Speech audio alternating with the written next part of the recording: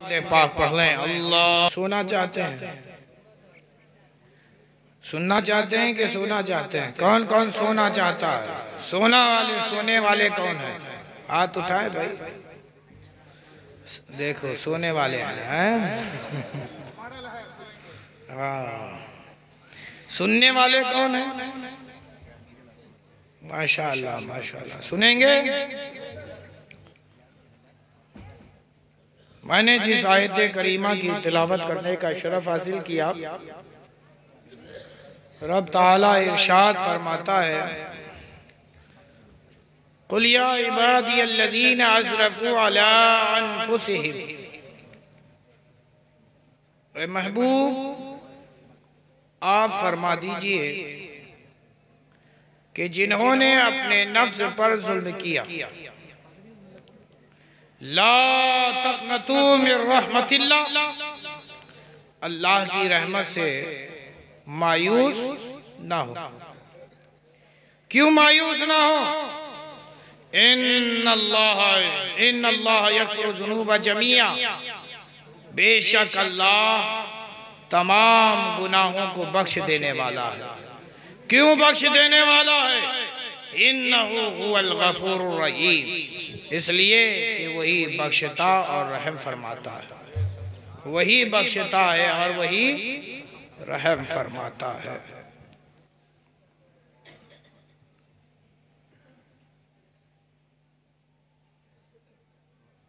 लफ्ज़े कुल,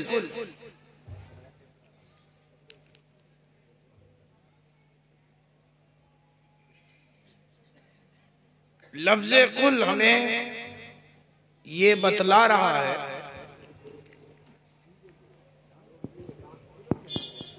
कि महबूब आप फरमा दीजिए,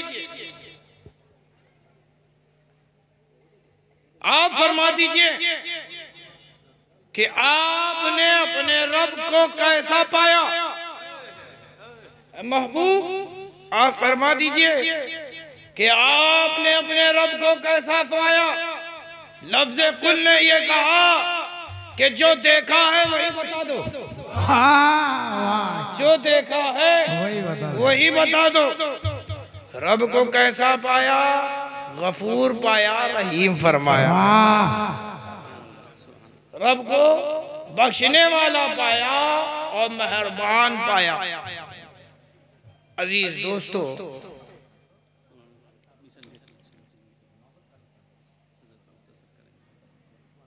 बस मुख्तसर ही, मुख्तसर में असर हो जाए तो क्या कहने। तूफान नूह लाने से क्या फायदा है ना। तो मैं मुख्तसर ही करूंगा, इख्तिसार ही के साथ ही करूंगा इंशाअल्लाह, घबराए नहीं। जो देखा है अभी आपने वही बता दीजिए, ताकि मेरे बंदों को इत्मीनान हासिल हो जाए कि यकीनन यकीनन मेरा रब बख्शने वाला है, रहम फरमाने वाला है। अच्छा,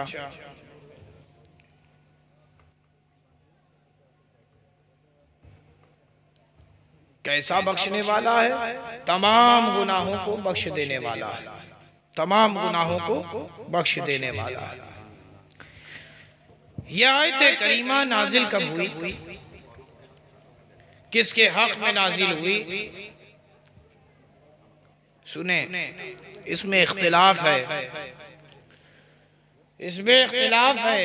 बाज़ कहते हैं कि ये कुफार और मुशरिकीन के लिए नाजिल हुई, बाज़ कहते हैं कि ये मोमिनीन के लिए नाजिल हुई, बाज़ कहते हैं कि ये उनके लिए नाजिल हुई है जिन्होंने गुनाहें की, जिन्होंने गुनाहें की हैं। और इन तीनों में मुझे जो सबसे बेहतर और जामे कौल लगा वो यही तीसरा वाला कि जिन्होंने गुनाह किए। इसके अंदर कुफार भी है और मोमिनीन भी आ गए।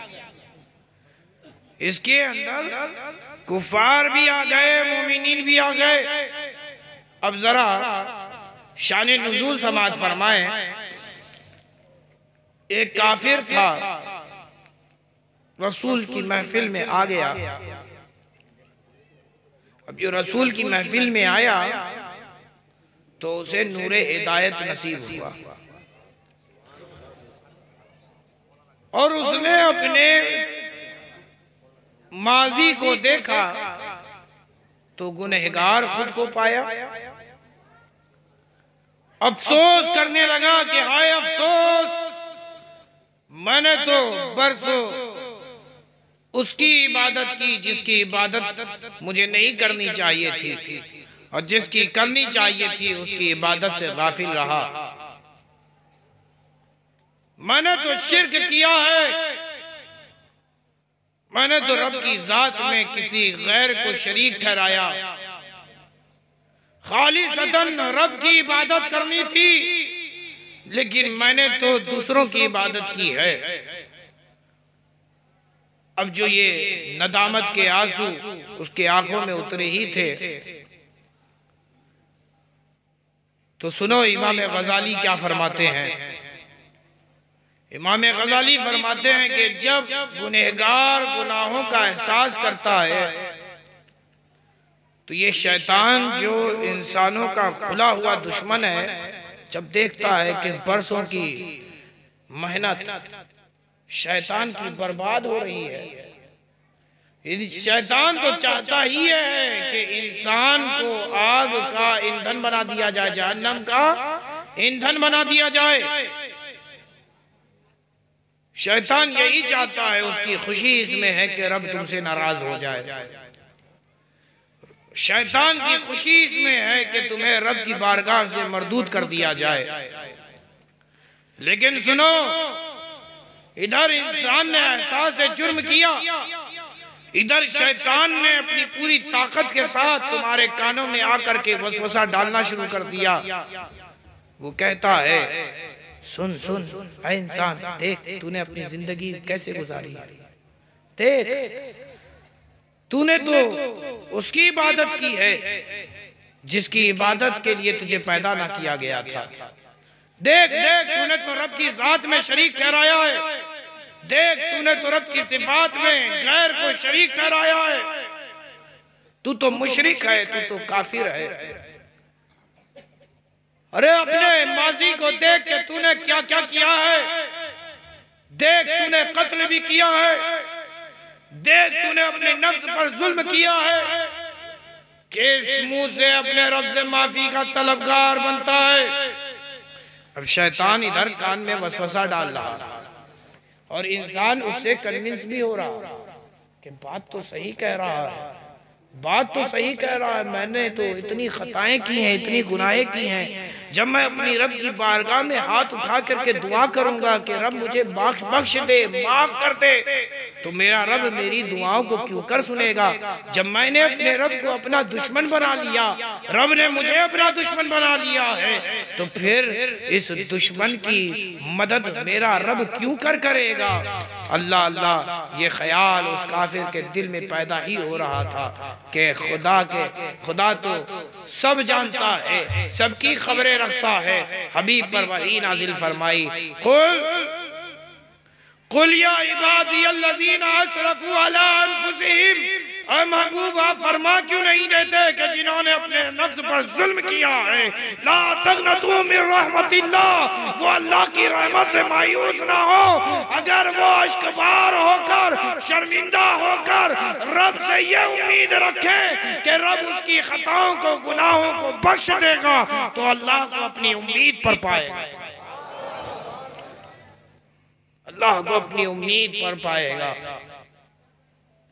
जब यही से ये सुना तो शैतान तुम्हारी इस उम्मीदों पर पानी फेर रहा था। जैसे ही ये वही नाजिल हुई, रसूल ने बयान किया, जो उम्मीद पर पानी फेर रहा था वो उम्मीद की किरणें मिसले शम्स बन गई, मिसले शम्स हो गई। अब जब दिल रोशन हो गया तो पढ़ लिया कलमा उसने, ला इलाहा इल्लल्लाह मुहम्मदुर रसूलुल्लाह सल्लल्लाहु तआला अलैहि वसल्लम। अजीज दोस्तों, हमें चाहिए कि अल्लाह की रहमत से कभी मायूस ना हो। बे औलाद हो, क्यों मायूस होते हो? बे औलाद हो, क्यों मायूस होते हो? इसी कुरान में हज़रत ज़करिया का भी जिक्र है, हज़रत ज़करिया का भी जिक्र है। वो ज़करिया 99 साल के 90 साल के बूढ़े, ज़ईफ, कमजोर, हड्डियां कमजोर, बाल भी बुढ़ापे की वजह से आग उगल रहे थे, बाल आग उगल रहे थे। वस्ताल रासो शैबा, क्या है वस्ताल रासो शैबा ना, और उनके बाल बुढ़ापे की वजह से भड़क उठे थे, बाल सफेद हो चुके थे, हड्डियां कमजोर हो चुकी थीं। लेकिन सुनो, वो अल्लाह की रहमत से मायूस ना हुए, वो अल्लाह की रहमत से मायूस ना हुए। अब जब मायूस ना हुए तो उन्होंने ये देखा मरियम को बिन मौसम का फल खाते हुए महराब मरियम में, तो मरियम ही को वसीला बना लिया, मरियम को वसीला बनाया। एक नबी ने वलिया को वसीला बनाकर रब की रहमत पा ली, रब की रहमत को पा लिया।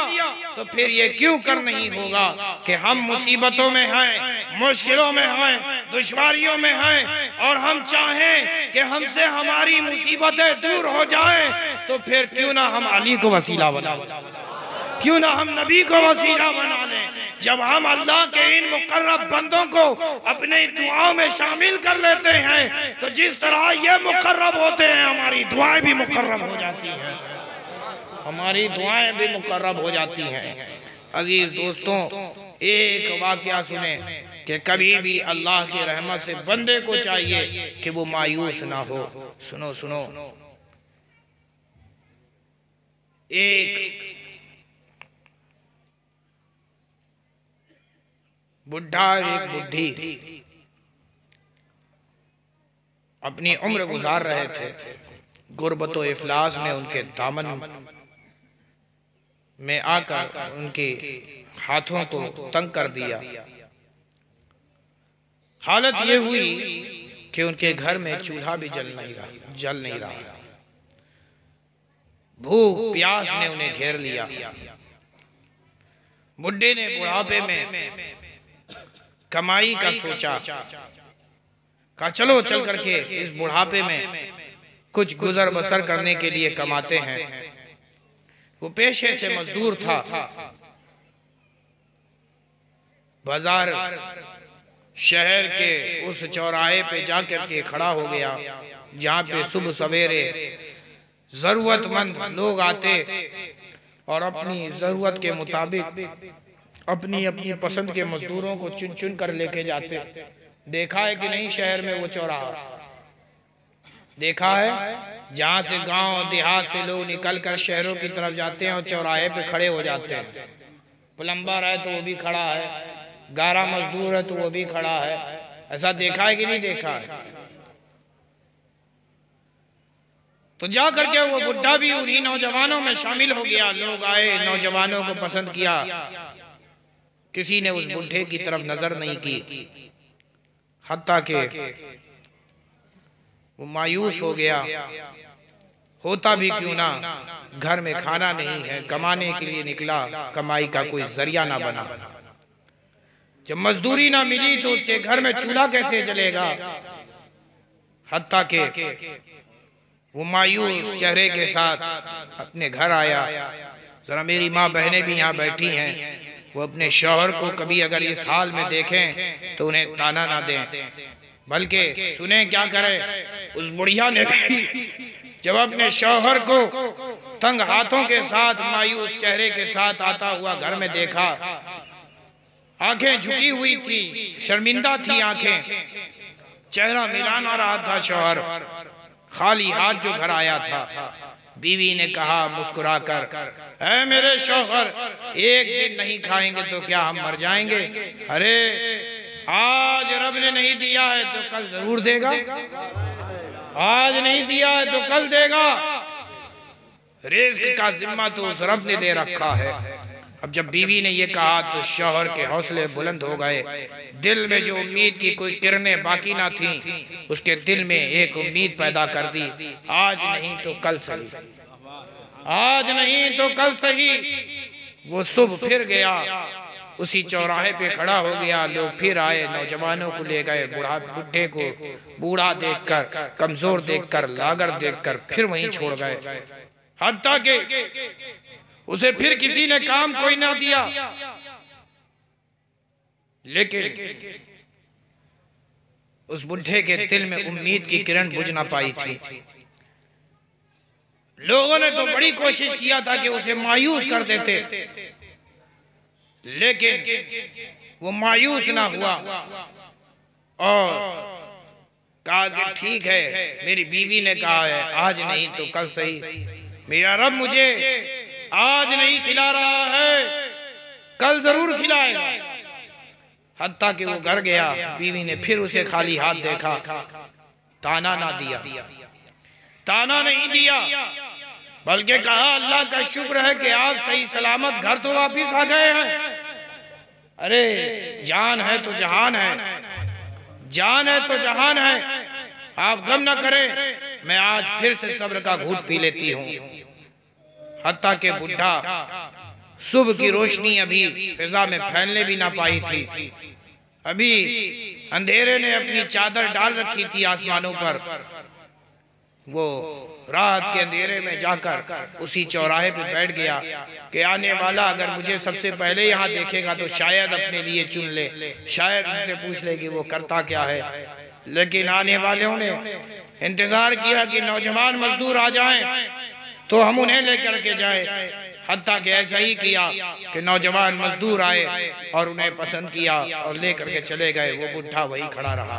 भूख प्यास ने तो उसे घेर रखा था, कमजोर पहले ही से था और कमजोर हो गया, कांपने लगा, डगर डगर कांप रहा था, पेट में एक दाना भी ना पहुंचा था 2 दिन से, वो तीसरा दिन था। चाहिए तो उसे यह था कि वो मायूस हो जाता, आंखें टमटमा चुकी थी, आंखें पानी से भर चुकी थी, बह रही थी और वो डगर डगर कांपते हुए अपने घर के साथ, झुकी हुई गर्दन के साथ अपने घर जा रहा था। लेकिन उसका घर जाने का जीना चाह रहा था।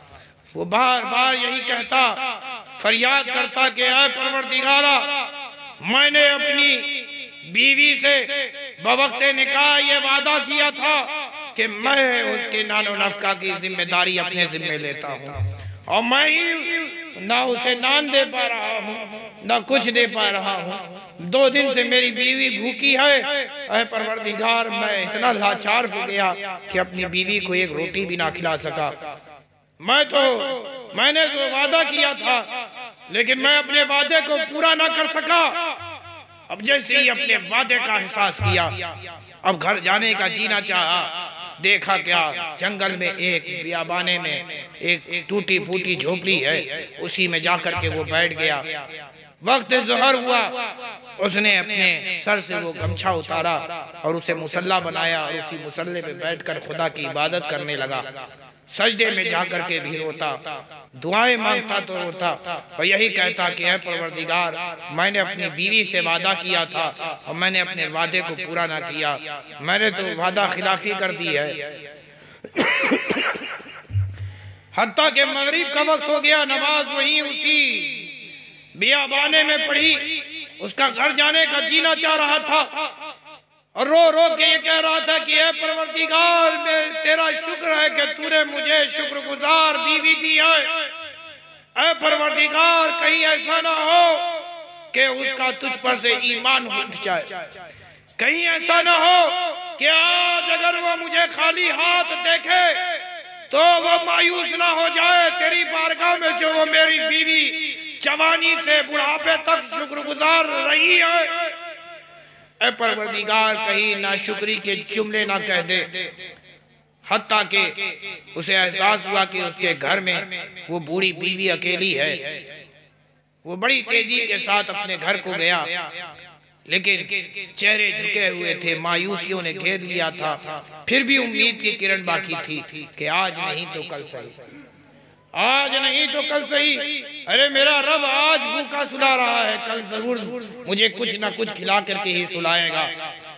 हत्ता के जब वो दरवाजे पे जाता है, दरवाजा खटखटाता नहीं है कि बीवी मुस्कुराते हुए उसका इस्तकबाल करती है। वो आज भी खाली हाथ गया था, लेकिन बीवी के चेहरे पे मुस्कुराहट है। बीवी ने शौहर का हाथ पकड़ा, उसे तख्त पे बैठाया, कहा बैठिए बैठिए, मुंह हाथ धुलिए, दस्तरखान लगा देती हूँ। इतना सुनना था कि शौहर के तो हवा उड़ गए।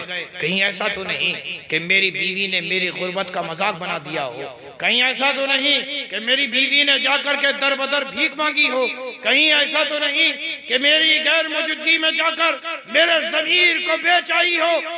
मेरी गैरत पर, उस गैरतमंद इंसान पर क्या गुजर रही थी। जैसी बीवी ने कहा दस्तरखान लगा देती हूँ, इतना सुनना था कि शौहर आग बबूला हो गया।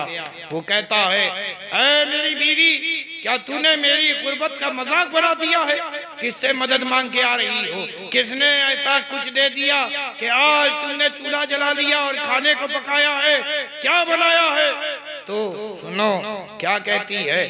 अल्लाह का शुक्र है कि मैंने आज तक, खुदा गवाह है, आज तक जवानी से लेकर बुढ़ापे की इस उम्र तक मैं आपकी गैर मौजूदगी में कभी घर की दहलीज को पार नहीं करती, कभी घर की दहलीज को पार नहीं करती। खुदा शाहिद है कि जब आप घर नहीं होते तो मैं घर के आंगन में भी नहीं जाती, मैं घर के आंगन भी नहीं जाती। अल्लाह अल्लाह। तो शौहर कहता है, ये खाना आया कहाँ से? हुजूर ताजुल औलिया तशरीफ ला रहे हैं। नारे सुनना था कि शौहर ने कहा कि आखिर ये कैसे हमारे घर में आ गया, किसने हमारे घर को, हमारी गुर्बत को देख लिया और उसने ये ला करके खाने पीने की चीजें हैं यहाँ हमारे घर में दे दी हैं। तो बीवी कहती है, अरे मुझसे क्या पूछते हो? अरे उससे पूछो कि जिसकी मजदूरी करके तू आ जा रहा, उससे पूछ कि जिसकी मजदूरी करके तू आ रहा है। अरे उस मालिक का एक नौकर आया था और उसने दरवाजे पे दस्तक दी थी और कहा था जोहर के वक्त के तेरा शौहर जिस मालिक की मजदूरी कर रहा है, शौहर आए तो कहना कि उसकी मजदूरी करता रहे, अल्लाह रोजाना उसे इतना अता फरमाएगा, उसका मालिक उसे रोजाना इतना अता फरमाएगा। अजीज दोस्तों, इससे एक बात हमें मालूम चली कि हमें अल्लाह पर तवक्कुल रखना चाहिए, अल्लाह पर भरोसा रखना चाहिए। अल्लाह तबारक व तआला हम सब पर अपनी रहमत कामिला अता फरमाए और हम सबको अपने हिफ्ज़ व अमान में रखे। व आखिर दावाना अनिल हम्दुलिल्लाहि रब्बिल आलमीन।